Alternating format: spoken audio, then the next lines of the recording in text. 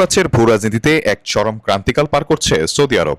একই অঞ্চলের এবং একই ধর্মের মুসলিম রাষ্ট্র হওয়া সত্ত্বেও দীর্ঘদিনের আঞ্চলিক আধিপত্যের লড়াইয়ে তেহরানের হাত না ধরে রিয়াদ সবসময় জোরালো ভরসা রেখেছে সুদূর যুক্তরাষ্ট্রের উপর। ওয়াশিংটনের সামরিক ছাতার নিচে নিজেদের সুরক্ষিত ভাবার সেই দীর্ঘমেয়াদী কৌশলই এখন সৌদি আরবের জন্য এক চরম ভূ রাজনৈতিক ফাঁদ বা বড় বিপাক হয়ে দাঁড়িয়েছে, যার মাসুল হিসেবে একের পর এক ভয়াবহ ও বিধ্বংসী হামলার শিকার হতে যাচ্ছে সৌদি সাম্রাজ্যকে।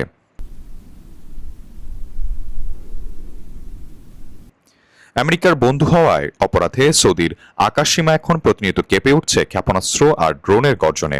একের পর এক বিমান ঘাঁটি থেকে শুরু করে স্পর্শকাতর তেল স্থাপনা, কোনো কিছুই বাদ যাচ্ছে না এই হামলা থেকে।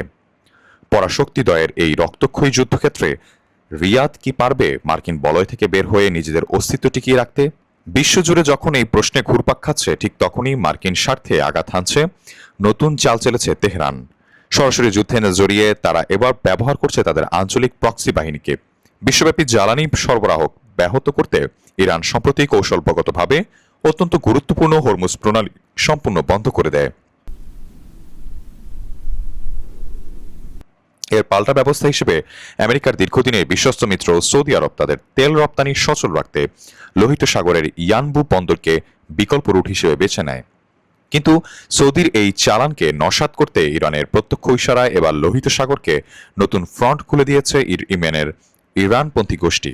ইরান সমর্থিত গোষ্ঠী এক ভিডিও বার্তায় দাবি করেন তারা লোহিত সাগর এবং এডেন উপসাগরে সৌদির দুটি বড় তেলবাহী ট্যাঙ্কারে নিখুঁতভাবে ব্যালিস্টিক ক্ষেপণাস্ত্র হামলা চালিয়েছে। হুতিদের দেওয়া তথ্যমতে উত্তর লোহিত সাগরের ইয়ানবু উপকূলের কাছে প্রথম হামলাটি চালানো হয় ওয়াফা নামক সৌদি ট্যাঙ্কারে। এর ঠিক পরপরই এডেন উপসাগরে জলসীমায় ডেইজি নামের আরেকটি সৌদি তেলবাহী জাহাজে দ্বিতীয় ব্যালিস্টিক ক্ষেপণাস্ত্র নিক্ষেপ করা হয়।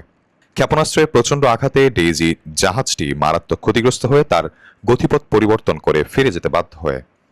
হুতিরা এই আক্রমণকে সৌদির বিপক্ষে তাদের অপরাধের বিপরীতে অবরোধ কৌশলের অংশ বলে উদ্যোগ করেছে।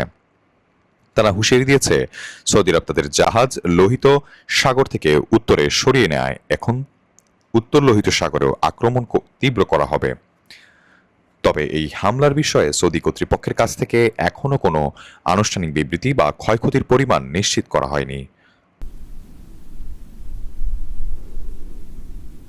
সাইফুল ইসলাম, ডেস্ক রিপোর্ট, দেশ বুলেটিন।